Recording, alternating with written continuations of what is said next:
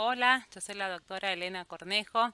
Vengo a hablarles un poco sobre el diagnóstico y la clínica de la diabetes mellitus. Este, Quería empezar mostrando el panorama mundial de la diabetes. Ahora que estamos en época de pandemia, tenemos una epidemia también que es el tema de la diabetes mellitus. Acá vemos la cantidad de diabéticos que hay en todo el mundo, ¿sí?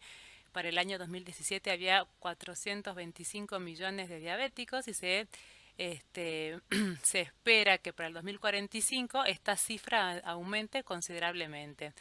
Nuestra Sudamérica no queda exento de todo este problema. De hecho, los países en desarrollo y más pobres son los que se llevan la mayor carga de la diabetes. Así que bueno, como verán, tenemos mucho para diagnosticar. ¿En quién sospechamos una diabetes? ¿Sí? ¿En quién tenemos que pensar fuera de los pacientes en que uno le pide por edad o por control cada 3 años, como recomiendan las guías de hacer la pesquisa? ¿En quién tenemos que sospechar una diabetes? Bueno, en pacientes que tengan síntomas cardinales, ya vamos a ver cuáles son estos, que son hacer mucha pis, tener mucha sed, perder peso, ¿sí? Pacientes de riesgo, ya sea por edad, porque tengan sobrepeso, porque tengan antecedentes familiares de diabetes, padre, madre, hermanos o abuelos, porque sean personas sedentarias o porque tengan otros factores de riesgo, como ser que sean hipertensos o que tengan colesterol alto. En las mujeres embarazadas, ya lo veremos más adelante, pero en toda mujer embarazada hay que descartar una diabetes, ya que el embarazo de por sí es una causa de insulinoresistencia y por ende las mujeres predispuestas desarrollan diabetes. En el tema de los niños, aquellos que tengan dolor abdominal, que hagan mucha pis, que tengan mucha sed, a veces son cuadros que impresionan un abdomen agudo y es porque suelen debutar con la cetocidosis diabética. Y muchas veces, bueno, en hallazgos de laboratorio con azúcares un poco elevadas o francamente elevadas, en quien hay que confirmar o descartar esa diabetes. Yo creo que no me presenté cuando comencé la clase. Mi nombre es Elena Cornejo y yo soy médica especialista en medicina interna y hago diabetes. Este, Uy, siguiente diapositiva. Bueno, antes de diagnosticar la diabetes tenemos que saber qué es lo normal, ¿sí? Lo normal es tener una glucemia, perdón, entre 70 y 109 miligramos por decilitro en ayunas, y a las 2 horas postcarga de glucosa, que ya les voy a enseñar cómo se hace, esta debe ser menor a 140. Es decir, que el rango donde se mueve la glucemia en una persona sin diabetes es muy estrecho, ¿sí? Pasa de 70 en los momentos de ayuno, o incluso a veces se puede ir más bajo sin que esto sea patológico, hasta 140 después de comer, ¿sí? Ese es el rango de variación, porque la glucosa está estrechamente controlada por múltiples organismos para que no se eleve demasiado y no caiga tampoco. Hay algunos órganos como el cerebro, los glóbulos rojos, que dependen exclusivamente de la glucosa.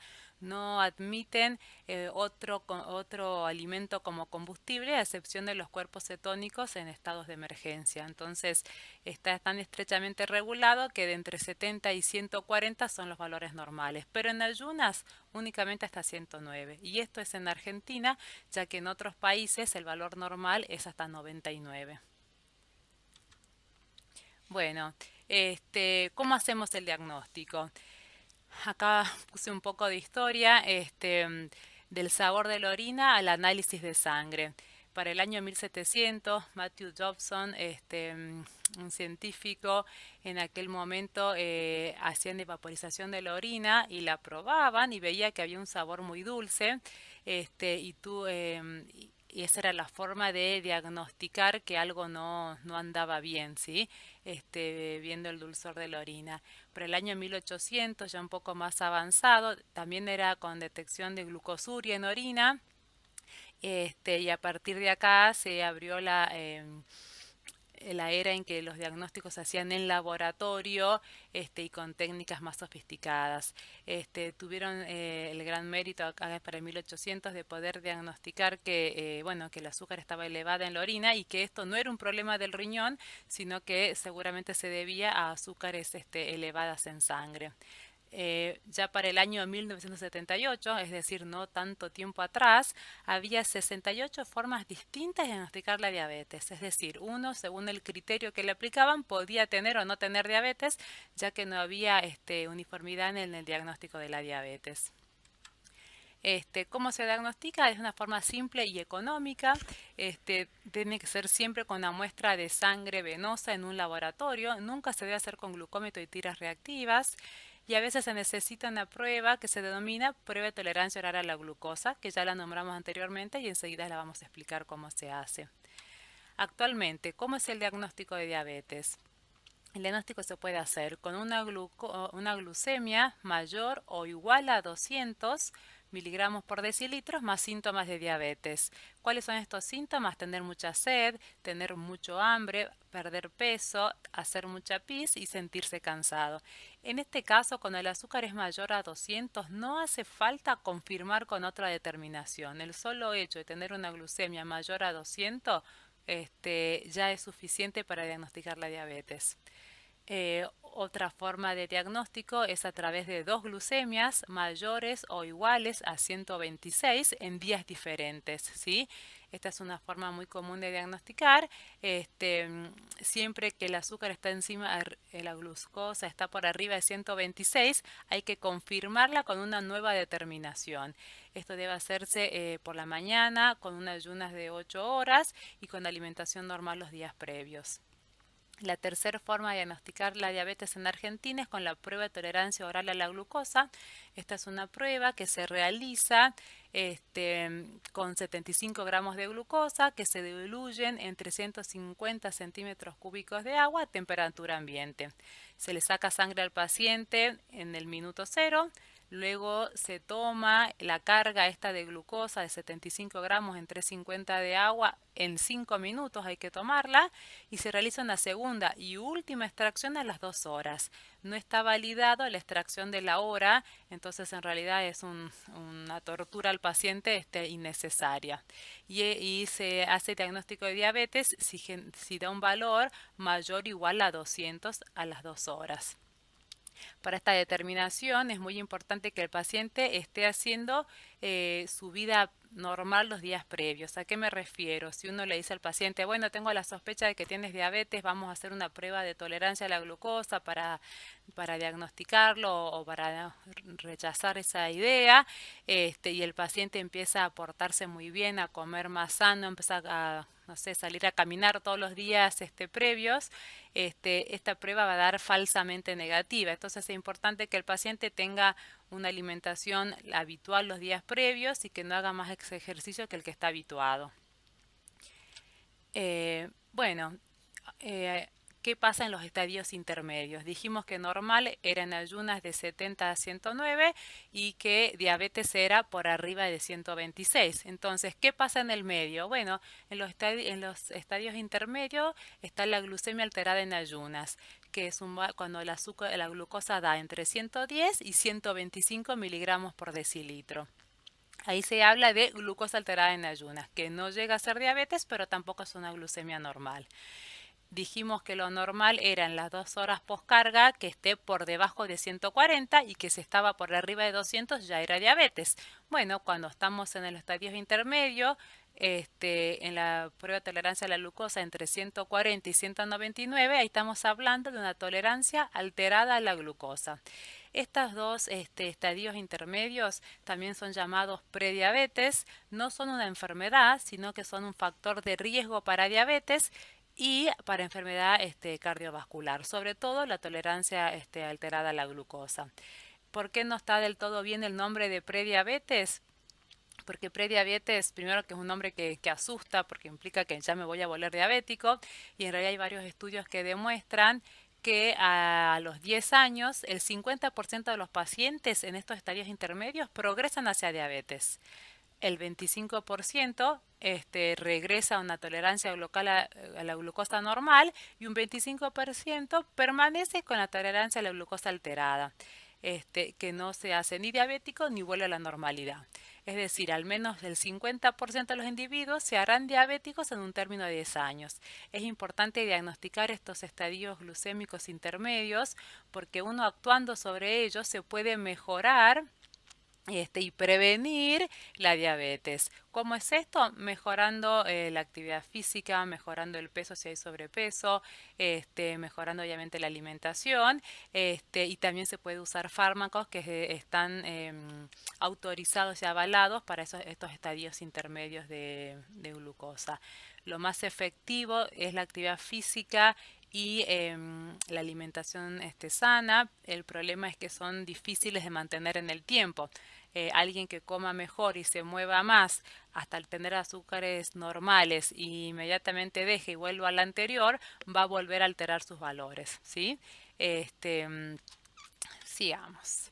Bueno, yo veo oscura la parte de arriba, acá está.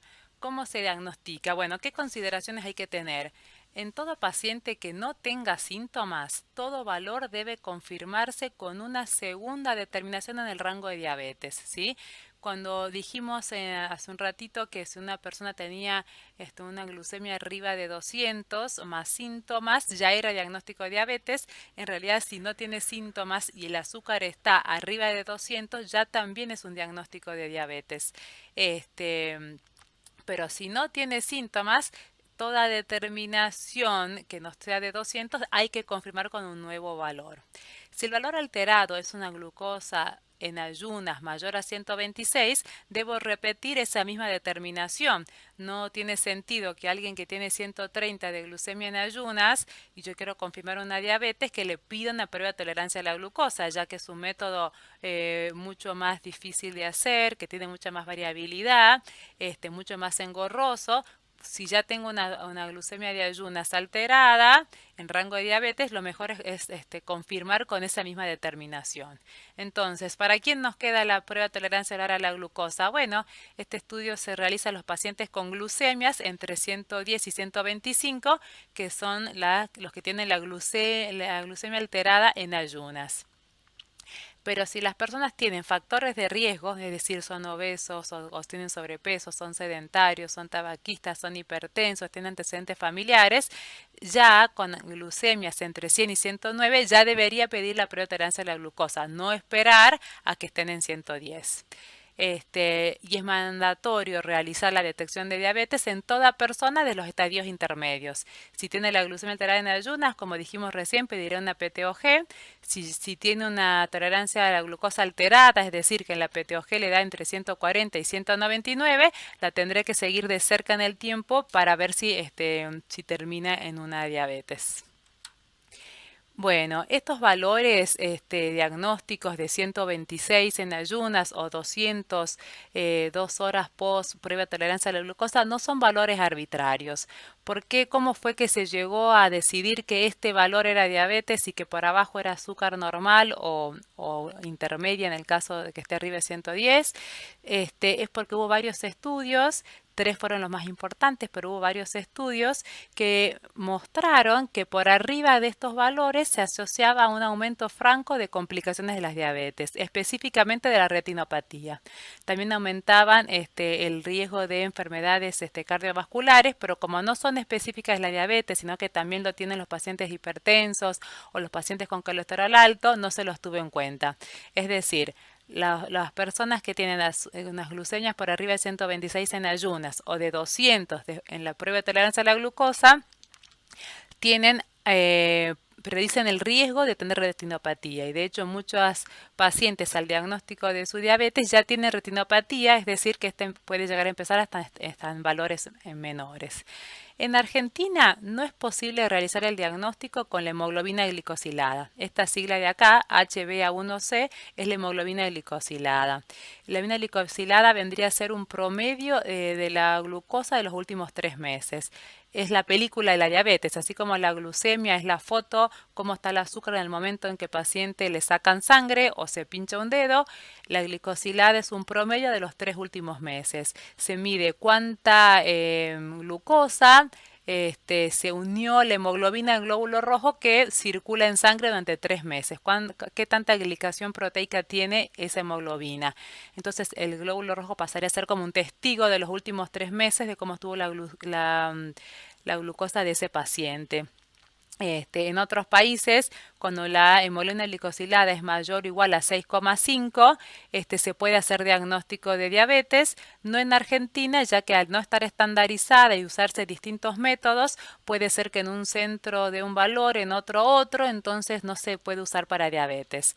Este, mm, pero en otros países, como decimos, sí. Y el 6,5 equivale al 200 en la prueba de tolerancia a la glucosa y equivale al 126 de la glucemia en ayunas. Bueno, ahora pasamos a otro diagnóstico que hay que hacer siempre y hay que tenerlo en cuenta. Es la diabetes gestacional. ¿Qué es diabetes gestacional? Es aquella diabetes que se diagnostica por primera vez durante el embarazo. No es lo mismo que una mujer con diabetes que se embaraza. En tal caso será una diabetes pregestacional. Acá son aquellas mujeres que se diagnostica por primera vez en el curso de su embarazo la diabetes. Se debe estudiar a toda mujer embarazada, ya que como explicamos antes, el embarazo por las hormonas que se producen en la placenta es un factor de riesgo para diabetes porque genera insulinoresistencia. Se debe estudiar a toda mujer embarazada, salvo que por consideraciones económicas no se pueda hacer y en tal caso se debe estudiar a las mujeres de riesgo. ¿Cuáles son las de riesgo? Bueno, mayores de 31 años, las mujeres somos jóvenes para todos, pero a la hora de tener hijos ya por arriba de 31 años ya es una edad más de riesgo. Mujeres con ovario poliquístico, con aumento excesivo de peso durante el embarazo, que tengan familiares de primer grado con diabetes en su familia, que sean sedentarias, que hayan tenido una diabetes gestacional en un embarazo previo. Son todos factores de riesgo. Entonces, si no se puede hacer a todas las mujeres porque en el lugar o en el medio donde viven no hay la disponibilidad, sí debiera hacerse a aquellas que tienen estos factores de riesgo. ¿Cómo se hace eso? Con una pesquisa en la semana 24 a 28 con la prueba de tolerancia oral a la glucosa. El diagnóstico se realiza con 2 glucemias en ayunas mayores a 100 en un lapso de 7 días, es decir, repetido antes de los 7 días. Si las dos glucosas son arriba de 100 se diagnostica diabetes, o si lo hago en la semana 24 con la prueba de tolerancia a la glucosa y esta me da mayor a 140 a las 2 horas, también se diagnostica diabetes gestacional. No sé si notaron que los valores de diagnóstico de diabetes en el embarazo son mucho menores que los valores que estábamos hablando en la población no embarazada. En una persona no embarazada, el diagnóstico es con 2 glucemias arriba de 126 y acá el valor es 100. En la prueba de tolerancia a la glucosa fuera del embarazo, el diagnóstico es con una glucemia a las 2 horas arriba de 200 y acá es en 140. ¿Por qué es esto? Ustedes piensen que son dos biologías distintas, la madre y el hijo. Un hijo, un bebé que se alimenta 24 horas al día para una madre que come intervalos regulares 4 o 5 veces al día. Entonces, el organismo lo que hace es disponer de alimentos constantemente para el bebé, a través de las hormonas que se producen en la placenta. Que haya mayor disponibilidad de nutrientes para el bebé que está en formación. Por eso es que las glucemias de las mujeres embarazadas suelen ser más bajas y se diagnostica diabetes con valores más bajos. La diabetes gestacional ocurre en aquellas mujeres que no pueden suplir la mayor demanda de insulina que genera el embarazo y ante la insulinoresistencia, la hormona de la placenta generan diabetes, ¿sí? Entonces la pesquisa en la semana 24 a 28 y ahí se hace cuando la glucosa da por arriba de 140, pero puede suceder que que en el laboratorio del primer trimestre la glucemia venga arriba de 100, entonces no hizo falta que esperar la semana 24 porque ya me vino arriba de 100 en el primer trimestre. Entonces en tal caso le repito en un lapso de 7 días una segunda glucemia en ayunas. Si es mayor a 100 ya lo confirmamos. Esta es la pesquisa, la diabetes gestacional en base a ALAD, que es la Asociación Latinoamericana de Diabetes, donde está un poco más detallado lo que expliqué recién. Toda embarazada, en la primera consulta se le pide un laboratorio, ¿sí? El laboratorio del primer trimestre. En ese laboratorio siempre debe haber una glucemia. Si esta glucemia en ayunas me viene menor a 100, pero la mujer tiene factores de riesgo de diabetes gestacional, que los hablamos recién, la edad mayor a 31 años, el ovario poliquístico, los antecedentes familiares, sobrepeso, que viene ganando mucho de peso, obesidad previa.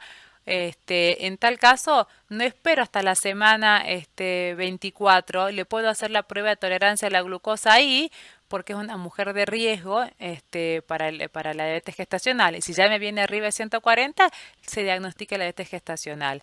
Si la glucosa en este momento me viene en la prueba abajo de 140, espero hasta la semana 24-28 para repetirla. Si en esa primera glucemia de la primera consulta la glucosa está por debajo de 100 y no tiene factores de riesgo, aguardo recién hasta la semana 24-28 para hacerle la pesquisa con la prueba de tolerancia a la glucosa. Si en esa primera consulta la glucosa me viene arriba de 100, la repito en 7 días. Si me vuelve a dar arriba de 100, se diagnostica la diabetes gestacional. Si yo la repito en 7 días y si la segunda glucosa me viene de 95, que no puedo diagnosticar una diabetes gestacional, tendría que hacer la prueba de tolerancia a la glucosa. No sé si me explico, es difícil sin tener la gente del otro lado que vaya diciendo si entiende o no entiende.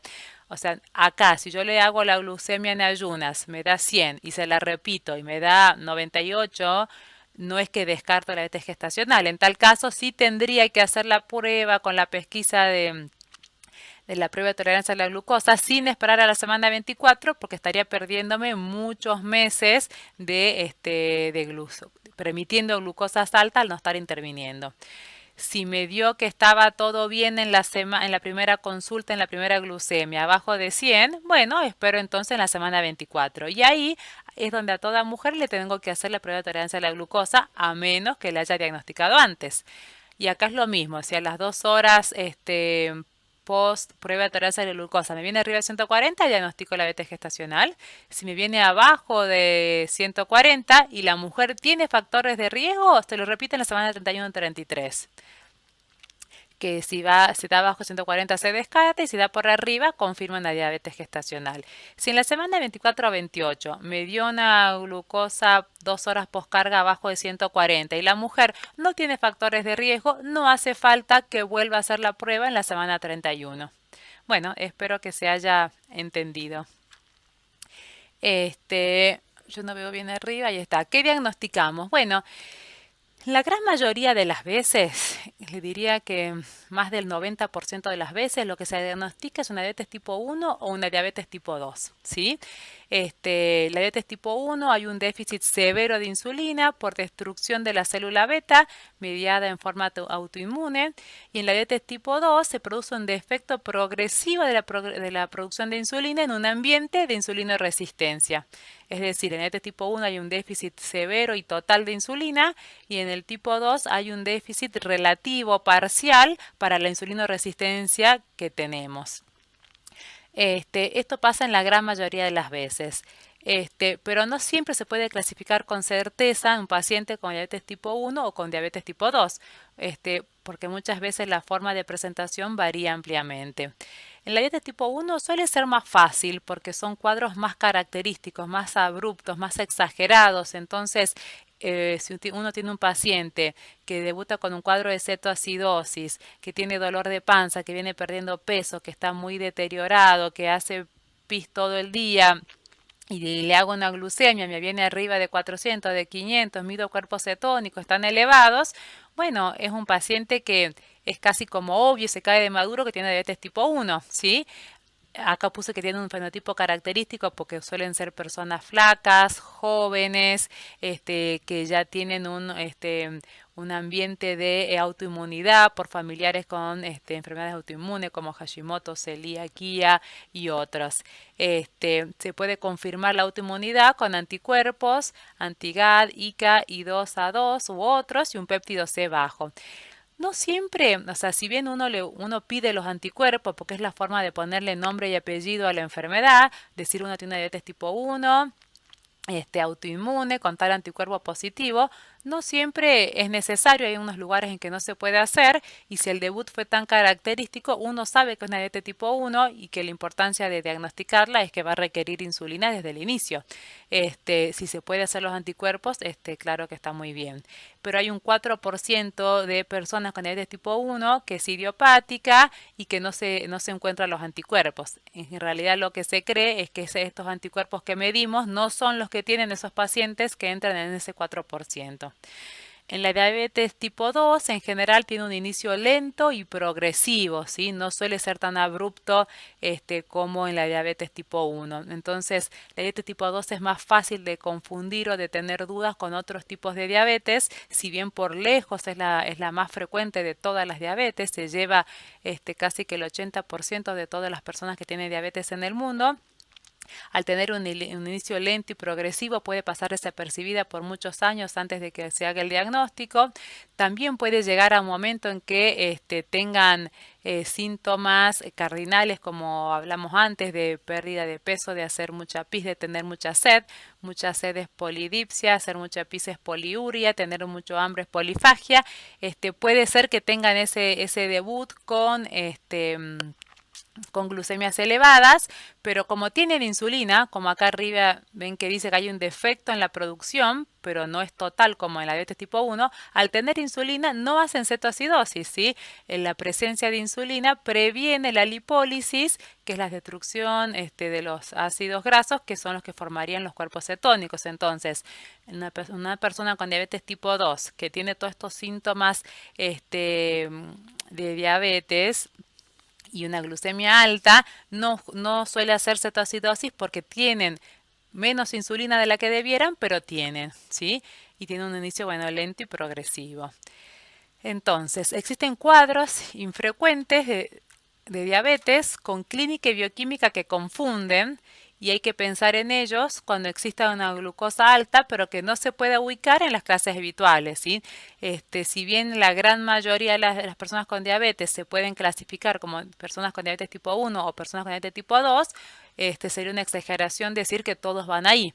Entonces, cuando tengo un paciente que tiene un cuadro infrecuente, una clínica, una glucosa, una bioquímica con una glucosa que está en los valores de diagnóstico, ¿sí? Por arriba de 126 o por arriba de 200, pero que la clínica no es característica para la diabetes tipo 2 o porque tiene un fenotipo distinto, es decir, pareciera ser una diabetes tipo 2, pero la persona es muy flaca, entonces uno tiene dudas. Bueno, ahí es cuando tengo que pensar y afilar el lápiz para buscar otro tipo de diabetes. Así pueden ser los MODI. Los MODI son unas diabetes monogénicas de herencia mendeliana, pueden ser LADA, los LADA son diabetes autoinmune en el adulto, puede ser inducida por drogas o tóxicos, pueden ser por enfermedades del páncreas exócrino, pacientes con pancreatitis crónica o por múltiple pancreatitis aguda de repetición que redujeron la cantidad de tejido pancreático funcionante por fibrosis quística, ¿sí? ¿Y cuál es la importancia del diagnóstico de estos tipos diferentes de diabetes? Es que hay tratamientos dirigidos, sobre todo en el caso de los MODI. Paciente MODI 2, por ejemplo, que los más comunes en Argentina son el MODI 2 y el MODI 3, que se llevan más del 70% de este tipo de diabetes. El MODI 2 tiene unas glucemias por fuera del rango de normalidad, o sea, dentro del rango de diabetes, pero que no suelen progresar a lo largo de la vida. Es por un déficit de la glucoquinasa, una enzima que está dentro del hepatocito y que no requieren tratamiento. Entonces, si uno diagnostica un MODI 2, es muy importante porque nos evitamos de tratar ese paciente, ¿sí? Obviamente, si esa persona después se vuelve obesa y sedentaria, tiene igual riesgo de hacer diabetes tipo 2, ¿sí? A pesar de que tenga un MODI. Pero si tiene únicamente MODI, no habría falta tratarlo. El MODI 3, por ejemplo, que es otro de los MODIs más comunes en Argentina, ese MODI tiene la característica que responden muy bien al tratamiento con sulfonilureas. Entonces, con estos dos ejemplos que di, es muy importante hacer el diagnóstico diferencial y de que no es una diabetes tipo 2, porque se puede tratar de una forma más sencilla, como puede ser con sulfonilureas. Los diagnósticos de MODY, por ejemplo, se hacen a través de estudios genéticos que en la Argentina se hacen en el Hospital de Clínicas. Bueno, entonces esto es lo que estábamos charlando recién. Muchas veces sabemos esto, tiene diabetes seguro, pero ¿cuál diabetes tiene? Bueno, los MODY son pacientes jóvenes que tienen una fuerte influencia familiar uniparental, es decir, heredan de padre o madre este defecto genético porque es monogénica por un solo gen alterado, tiene una herencia mendeliana, entonces suele haber una persona con diabetes que cuando se empieza a estudiar para arriba tiene el padre con diabetes, el abuelo paterno con diabetes, hermanos de ese padre, o sea, de la misma línea parental, muchas personas con diabetes. No tienen estigmas de insulinoresistencia, es decir, no tienen acantosis nigricans acá en el cuello o en las axilas, no tienen sobrepeso, ¿sí? Y si se miden los anticuerpos, son negativos. Entonces, es importante sospecharlo por esto que dijimos que tiene tratamientos especiales. El LADA es una diabetes autoinmune muy frecuente que se da en personas mayores a 30 años, que pueden ser tener sobrepeso o tener un peso normal, que tienen autoanticuerpos positivos, sobre todo el anti-GAT, que tienen un péptido C tendiente abajo y se relacionan, como toda enfermedad autoinmune, con otras enfermedades autoinmunes. Y bueno, en realidad cuando pienso en MODY o en LADA, en realidad es cuando estoy tratando de discernir si es un diabético tipo 2 o si tiene un LADA o si tiene un MODY. En realidad diabético está mal dicho, es una persona con diabetes porque no es lo que caracteriza a esa persona su enfermedad.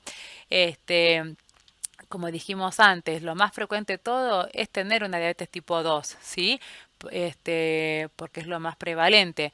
Y también suele haber antecedentes familiares, pero pueden ser de distintos lado materno-paterno y se asocia invariablemente a sobrepeso, obesidad, sedentarismo, bueno, todos factores de riesgo de insulinoresistencia. Bueno, ¿cómo es la clínica de la diabetes? Ante todo hay que tener en cuenta, sacando la diabetes tipo 1 de lado, que tiene una clínica en su debut muy espectacular, muy alarmante, la diabetes es una enfermedad silenciosa, ¿sí? Tanto antes de diagnosticarla como cuando se diagnostica. Y eso es lo que le hace peligrosa, porque si el paciente no se siente mal, ¿para qué va a consultar? Una vez que consulta y le diagnostican que tiene diabetes, no se siente mucho mejor cuando empieza a tomar la medicación y si se le acaban las pastillas y no va a su médico a buscar la receta, no se siente mal, entonces eso es lo que la hace peligrosa porque puede pasar mucho tiempo sin tratarla o ignorando a su diabetes porque no le molesta, no le duele, entonces eso hay que tenerlo en cuenta. Cuando la diabetes presenta síntomas es cuando los azúcares o las glucosas están en valores muy altos. Entonces empiezan a tener poliuria, que es la emisión de mucho volumen de orina, que hace que se levanten de noche 3, 4, 5 veces, que tengan polidipsia, es decir, mucha sed, que el paciente a veces lo simplifica pensando hago mucha pis porque tomo mucha agua y no lo asocia con otro tema por detrás que es la glucosa alta. En realidad el riñón tiene un umbral renal para la glucosa de 180. Cuando la glucemia se eleva de 180 es como si abriera el peaje, la deja salir, pero un paciente no puede ir y hacer azúcar en el inodoro, entonces tiene que disolver esa glucosa con agua y por eso es que hace mucho pis. Y como hace mucha pis se deshidrata y tiene mucha sed. Entonces ahí va la poliuria y polidipsia. Y empiezan a perder peso porque ¿qué es lo que les pasa? Tienen un exceso de glucosa en la sangre, pero las células están muertas de hambre. Entonces empieza a haber catabolismo, o sea, se empieza a consumir el propio organismo porque están demandando energía. Al haber déficit de insulina, ya sea total con la diabetes tipo 1 o parcial con la diabetes tipo 2, al haber déficit de insulina, no entra la glucosa dentro de las células. Imagínense las arterias como si fueran unas calles y las células como si fueran las casitas. Entonces, las calles están llenas de glucosa, pero las casitas están vacías. La insulina es la llave que abre esas casitas para que entre la glucosa. Si no hay la llave, porque hay diabetes tipo 1, o hay poca, y para colmo con signo de resistencia que anda mal esa llave, las calles están llenas de glucosa, pero las casas vacías. Entonces estas células con estas casas vacías piden energía y se empiezan a consumir el propio organismo y por eso es que hay pérdida de peso. Esa pérdida de peso también genera polifagia, que es mucho hambre. Entonces son personas que pierden peso a pesar de comer mucho, pueden tener visión borrosa. Esto es porque el cristalino, que es el lente que está dentro del ojo, también tiene un valor muy elevado de glucosa y eso altera su refracción. Hay mareos, hay cansancio, hay debilidad, ¿sí? Y esto suele ser en momentos agudos, ¿sí? Que después se tratan, una vez que uno se instala el tratamiento y mejoran los valores de glucemia, cede la poliuria, por ende cede la polidipsia y se detiene la pérdida de peso, ¿sí? Y los síntomas pasan a ser lo de las complicaciones. Hay que tener en cuenta que la cetoacidosis diabética no es una complicación de la diabetes, sino que es la evolución natural de la diabetes sin tratamiento, ¿sí? Si un paciente con diabetes tipo 1 no se trata, entra en cetoacidosis diabética, pero no es una complicación, es la evolución natural de la enfermedad, ¿sí? En los síntomas, las complicaciones, la más frecuente es la neuropatía periférica, porque es una de las complicaciones microvasculares más frecuentes y más prevalentes en los pacientes con diabetes. La forma más común de presentación es el dolor en bota y en guante a predominio nocturno. Tienen dolor en las manos hasta medio brazo y en las piernas hasta abajo de la rodilla. Suelen empezar por las piernas y después por las manos, por eso se llama en bota y en guante. Suele ser un dolor a predominio nocturno y que mejora cuando empiezan a deambular. Esa es la forma más característica, más común. Pero hay pacientes que tienen hipoestesia o anestesia, que tienen parestesias, o el hormigueo. Esta foto está muy buena, que se ven como hormiguitas en los pies de los pacientes que tienen esta sensación que les caminara algo todo el tiempo. Pueden sentir frío, pueden sentir pinchazos, como se ve acá. Otras formas de neuropatía son la autonómica, que a nivel cardíaco, por ejemplo, se manifiesta con taquicardia de reposo, es decir, aumento de la frecuencia cardíaca, hipotensión ortostática, que se marean porque les baja la presión al incorporarse, con infartos silenciosos. Puede haber neuropatía autonómica a nivel del tubo digestivo, con diarrea o constipación, con saciedad precoz por la gastroparesia, ¿sí? Entre los síntomas más comunes. Bueno, y para ir terminando vamos a hablar del examen físico de la persona con diabetes, el cual es muy importante porque hay mucha información tanto para el diagnóstico como para el seguimiento de las personas con diabetes. En la apariencia general puedo ver si la persona está en un buen estado general o no, si luce deshidratado, si tiene, explorando la piel, puedo ver si tiene acantosis nigricans, que se da en las arruguitas de acá del cuello, se ven que se tiñen de negro, ¿sí? Y salen pequeñas verruguitas, eso es la acantosis nigricans. Debo ver el peso, la talla y relacionarlos en el índice de masa corporal. Que suele haber sobrepeso u obesidad. Hay que medir la presión en cada consulta, ya que la presión alta se asocia a la diabetes. Suelen enfermedades que suelen ir juntas en el síndrome metabólico, glucosa alta, presión alta, colesterol alto, y la cintura, ¿sí? La circunferencia de cintura también hay que medirla periódicamente. En las mujeres es normal hasta 88 y en los hombres hasta 102. Por arriba de eso, diagnostica la obesidad abdominal o la adiposidad central, que es de riesgo para diabetes. Habrán visto que hay gente que tiene una distribución de la grasa a nivel de la cola y se les dice que son como manzanas, como peras, y otros que tienen la distribución a nivel abdominal y se dice que son como manzanas. Tener la obesidad central a nivel de la cintura es un factor de riesgo para diabetes y todas las enfermedades de metabolismo, y no así tenerlo en la cadera y en la cola, ¿sí? Si uno pudiera elegir, tendría que elegir ser más como una pera que como una manzana, si pudiéramos elegirlo.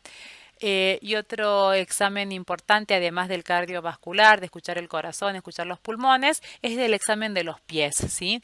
El examen de los pies tiene que ser mínimamente anual. Pero si una persona tiene ya factores de riesgo o en un examen previo ya vi que tenía lesiones en el pie o que tiene alteración de la vascularización porque además estaba quista y sé que tiene malas arterias o que ya ha tenido una úlcera previamente, ahí los controles se van achicando de 6 meses a 3 meses, pero mínimamente anual en una persona sana, de pies sanos, y cada 3 meses en alguien que ya haya sufrido alguna vez una amputación o que tenga heridas o lesiones en los pies. ¿Qué es lo que me tengo que fijar? La piel y las faneras. Faneras son las uñas y los pelos. En la piel hay que ver si está la piel seca o está bien hidratada. La hiperkeratosis se llama cuando la piel está resecada, que se pone blanca, sobre todo en la zona del talón. En las faneras puedo ver si hay pérdida del vello en el pie y en la pierna, ¿sí? La pérdida de vello habla de la neuropatía, si hay sudoración normal en los pies o no. En la neuropatía también se altera la sudoración de los miembros inferiores. Tocar los pulsos, el pulso pedio, ¿sí? Que el pulso pedio es muy importante, como los pulsos tibiales posteriores y los popliteos. Voy de abajo hacia arriba subiendo, ¿sí? Si el pulso es débil o no lo encuentro, hay que ir a buscar más arriba donde está la obstrucción y pedir un Doppler si hace falta, con el índice brazo-tobillo. En las uñas hay que ver si están bien cortadas, si hay onicomicosis, si hay micosis entre los dedos, ¿sí? Y de paso uno ahí le tiene que enseñar cómo lavarlo, cómo higienizar los pies, cómo secar entre los dedos para evitar que se formen los hongos entre los dedos, ¿sí? Y después hay algunos instrumentos básicos que está bueno tener en el consultorio que sirven para valorar la protección del pie. ¿Estos cuáles son? El diapasón, que es que emite una frecuencia determinada cuando uno lo activa, y lo pone sobre el dedo, sobre la falange, tercer falange del hallux de los pies. Uno le pregunta al paciente, el diapasón vibra, ¿sí? A una frecuencia determinada, que uno lo siente en la mano. Entonces, cuando uno se lo apoya al paciente sobre el dedo gordo y le dice al paciente que le avise cuando deje de vibrar. Si cuando el paciente dice ya no vibra más, uno siente que por 10 segundos sigue vibrando el diapasón, quiere decir que tiene alterada la palestesia o la sensación vibratoria.